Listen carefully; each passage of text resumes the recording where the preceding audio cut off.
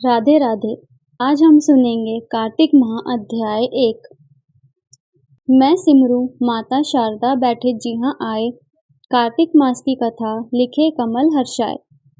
नैमिषारण्य तीर्थ में श्री सूत जी ने 28,000 शौनक आदि ऋषियों से कहा, अब मैं आपको कार्तिक मास की कथा विस्तार पूर्वक सुनाता हूँ, जिसका श्रवण करने से मनुष्य के सभी पाप नष्ट हो जाते हैं और अंत समय में वैकुंठ धाम की प्राप्ति होती है। सूत जी ने कहा, श्री कृष्ण जी से अनुमति लेकर देवर्षि नारद के चले जाने के पश्चात सत्यभामा प्रसन्न होकर भगवान श्री कृष्ण से बोली, हे प्रभु, मैं धन्य हुई, मेरा जन्म सफल हुआ। मुझ जैसी त्रिलोक्य सुंदरी के जन्मदाता भी धन्य है, जो आपकी 16,000 स्त्रियों के बीच में आपकी परम प्यारी पत्नी बनी।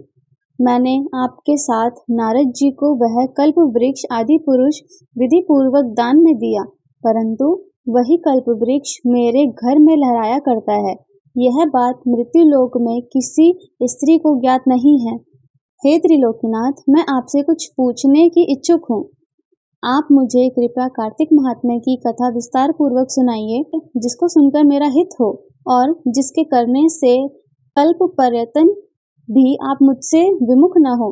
सूत जी आगे बोले, सत्यभामा के ऐसे वचन सुनकर श्री कृष्ण ने हंसते हुए सत्यभामा का हाथ पकड़ा और अपने सेवकों को वहीं रुकने के लिए कहकर विलास युक्त अपनी पत्नी को कल्प वृक्ष के नीचे ले गए।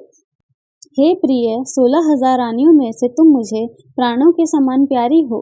तुम्हारे लिए मैंने इंद्र एवं देवताओं से विरोध किया था। हे कांते, जो बात तुमने मुझसे पूछी है उसे सुनो। एक दिन मैंने तुम्हारी इच्छा पूर्ति के लिए गरुड़ पर सवार होकर इंद्रलोक जाकर कल्प वृक्ष मांगा। इंद्र द्वारा मना किए जाने पर इंद्र एवं गरुड़ में घोर संग्राम हुआ और गौलोक में भी गरुड़ जी गौओं से युद्ध किया। गरुड़ की चोट से उनके कान एवं पूंछ कटकर गिरने लगे, जिससे 3 वस्तुएं उत्पन्न हुई। कान से तंबाकू, पूंछ से गोभी और रक्त से मेहंदी बनी। इन तीनों का प्रयोग करने वाले को मोक्ष नहीं मिलता। तब गौओं ने भी क्रोधित होकर गरुड़ पर वार किया, जिससे उनके 3 पंख टूटकर गिर गए। उनके पहले पंख से नीलकंठ, दूसरे से मोर और तीसरे से चकवा चकवी उत्पन्न हुए। हे प्रिय, इन तीनों का दर्शन करने मात्र से ही शुभ फल प्राप्त होता है।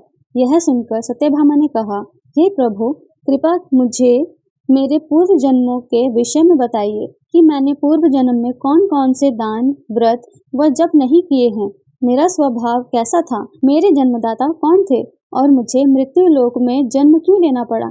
मैंने ऐसा कौन सा पुण्य कर्म किया था जिससे मैं आपकी अर्धांगिनी हुई। श्री कृष्ण ने कहा, हे प्रिय, अब मैं तुम्हारे द्वारा पूर्व जन्म में किए गए पुण्य कर्मों को विस्तार पूर्वक कहता हूँ, उसे सुनो। पूर्व समय में सतयुग के अंत में मायापुरी के अत्रिग्रोत में वेद वेदांत का ज्ञाता देव शर्मा नामक एक ब्राह्मण निवास करता था।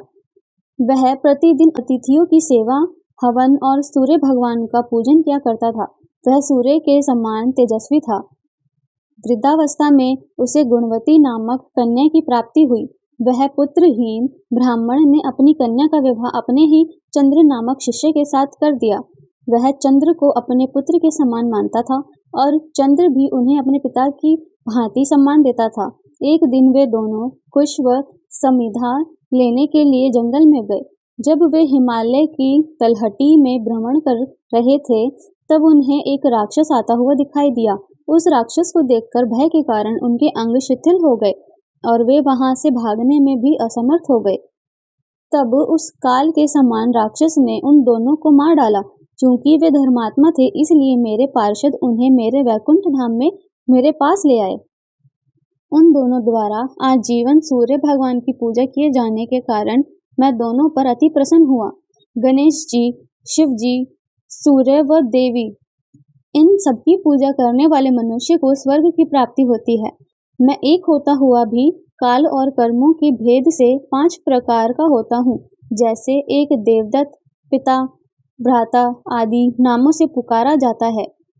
जब वे दोनों विमान पर आरूढ़ होकर सूर्य के समान तेजस्वी, रूपवान, चंदन की माला धारण किए हुए मेरे भवन में आए तो वे दिव्य भोगों को भोगने लगे। हे कार्तिक महाराज, इस कहानी को सुनते सभी भक्तों पर अपनी कृपा बरसाना। जय कार्तिक महाराज। राधे राधे।